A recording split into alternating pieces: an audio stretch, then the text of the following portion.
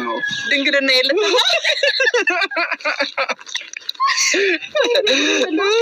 እንግዲህ አይደለም ባለፈው እኛ ቤት መጥተህ ባለፈው ቤት መጥተህ ምንድን ነው ያልከኝ? ድንግልናዬን ጉድ ተሰርቼ ነበር አልኩ። አይ ጊዜ መጣ ጊዜ አይ ነው ማመን ሳይሆን እያፈርክ እንዳይሆን ያፍራለሁ እንደ ጉድ ተሰርቼ ነበር። አሁን ነው እንደውም ጉድ ተሰርቼ ነው ነበር አትልም? ስለዚህ ለማንኛውም ሄርሜ ኖርማል ነው። ከዚህ በኋላ ግን አንተ አበባዬን ይሄ ነው ችግር የለውም። እሺ ግን አበባ እንደዚህ ፍቅር ያላት አትመስልም ነበር። ደስተኛ ሆነ እንዴ? ማን ሰጥቶኝ ያውቃል? ቅድም እኮ ስልክ ስታወሪኝ ደብሮሽ ነበር። ኤፍሬምን አግኝቼው ምናምን ብላ እምባ እንቋት ነበር። አሁን ግን ቤትም ሳልገባ ነው የመጣሁት። እምባ እንቋት ነበር። አሁን ግን ደስተኛ ሆናለች። ኧረ በደምብ እኔ ደግሞ ሁሌም እንደዚህ ደስተኛ እንድትሆኝልኝ ነው የምፈልገው። ነገም ከነገ ወዲያም ሁሌም ማለት ነው። ገና አሁን ይሄን ደግሞ ቤት አበባውን አስቀምጠን ከዛ እንደገና ደግሞ ዝናብ እኮ ጠፋ። ቢዘንብ አሪፍ ነበረ። ትንሽ ቀዝቅዘን ምናምን አረ ወተላሊ ጌታን አይደለም ቀኔ ባለጌ ስናነት አደር ያለ። እሺ ለማንኛውም አበባውን አስቀምጠን እራት ግብዣ ይኖረናል። እራት የፈለግሽው ሆቴል ሄደሽ የመብላት መብት አለሽ። ዛሬ ግብዣው በእኔ ነው። ከዛም በኋላ ደግሞ እንግዲህ ወደ ቤትሽ በጨዋ መልኩ አደርስሻለሁ ማለት ነው።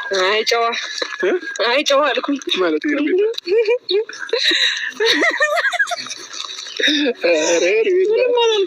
አይ ነው ጨዋነት ትናለች መሰለኝ።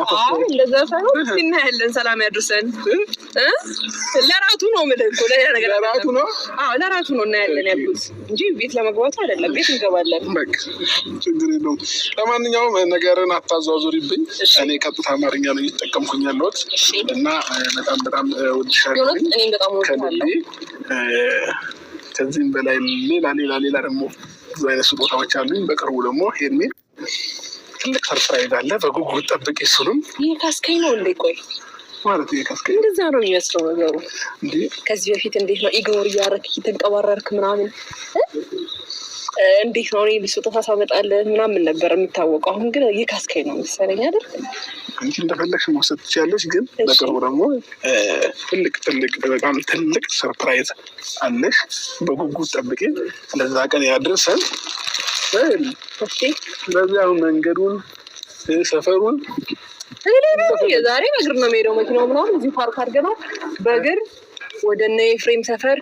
ሌላ ማን አለ እዛ ሰፈር? ኤፍሬም ጋር ወሰደሽ እንደዚህ አበባ ይዘሽ? ኧረ ተው ይመታኛል። ቀለበታው ምን ያለኝ አበባውን ደግሞ እዛው ይፈተፍተዋል። ይቅርብኝ።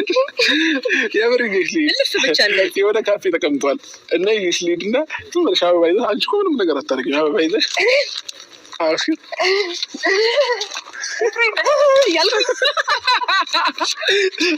ተደፍቼ ነበረ።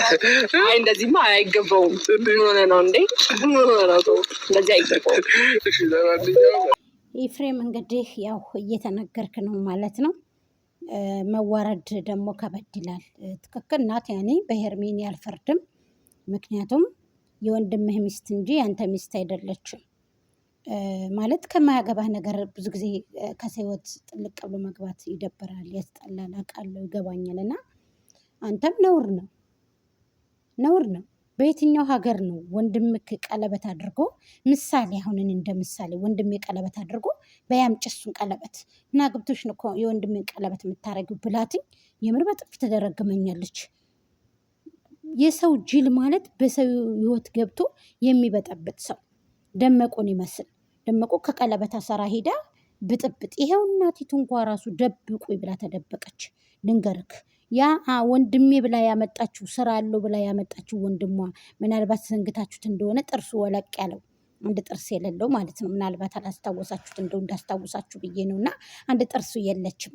በባለፈው አሳይቻችሁ ነበርና እሱ ማለት ነው። እኔ ከእንደዚህ አይነት ቤተሰብ አልተፈጠርኩምም፣ ልፈጠርም አልችልም። እንደ ወንድነቴ ወንድ ልጅ ነኝ። ወደኋላ ማለት አለብኝ። የገንዘብ አባቱ ይቅር ብሎ ወደኋላ አለ ማለት ነው። ያ ደመቁ ወንድሜ ነኝ፣ ወንድሟ ነኝ፣ የእናቷን ወንድም አጎቴ ብላ ብትመጣ ትዋረዳለች፣ ታፍራለች። እና ወንድሜ ብላ የመጣችሁ ባይዘዊ በጉታጀራ ባህል ሁሉ ሁሎቹም አሉ ወንድሜ እህቴ ነው አሉ የሚባባሉት። እኔ ይሄንን ወድጄላችኋለሁ። በጣም ነው የወደድኩላቸው ከምላችሁ በላይ። ሰላም ሰላም፣ ጤና ይስጥልኝ ውድና እየተከበራችሁ የቻናል ቤተሰቦች እንዴት ናችሁ? ሰላም ናችሁ? ላይክ፣ ሼር፣ ኮሜንት፣ ሰብስክራይብ እያደረጋችሁ ሀሳብ አስተያየታችሁን አስቀምጡልኝ። ይመችክ የጋሽዬ ልጅ አራዳ ብያለሁ። ቀጥልበት፣ ዛሬም ነገም ቀጥልበት። ሰዎች እንደሆኑ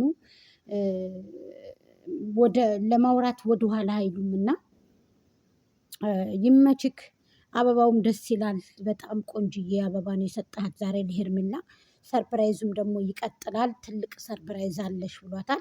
ያ ሰርፕራይዝ ደግሞ ሽማግሌ ለመላክ ነው እንግዲህ ማለት ነው።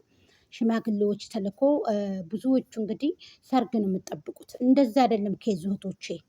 ዋናው ታይም እንግዲህ መጀመሪያ ቀለበት አስሯል። ከዛ ደግሞ በቀደም ተከተል ደግሞ በሁለተኛ ባርክ ላይ ደግሞ ሽማግሌ ይላካል። ወደ ሄርሜልዬ ቤተሰቦች። የሄርሜልዬ ቤተሰቦች ተደውሎ ይነገራቸዋል። ከዛም በኋላ ሁሉ ነገር